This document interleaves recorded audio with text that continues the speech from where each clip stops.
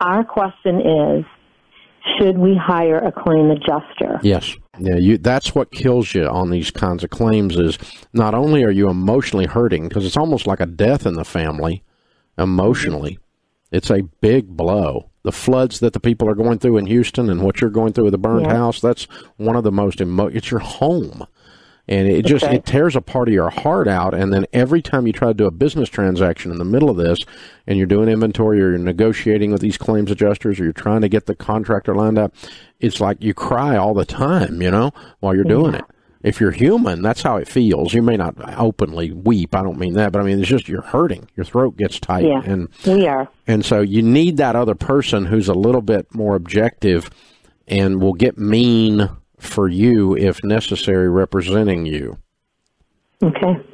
And really, really, really push on the claim and push it on through and get every ounce out of this that you can get out of it.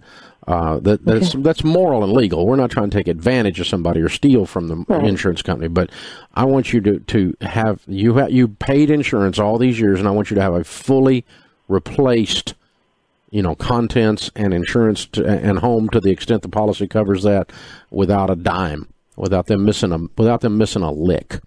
And so you just need somebody around you that knows the waters that you're swimming in with these sharks. They'll nitpick you $100,000 in a heartbeat. And a public claims adjuster, they're probably worth every dollar you're paying them in 99% of the cases. It's kind of like going through a divorce, okay? I need to hire an attorney. I don't want to go through a divorce. It's not, as a person of faith, that's not something I would ever, do. But if you're going to go through that, you want to be very, very, very strong, but not mean. You don't have to be nasty. It's not required to be nasty.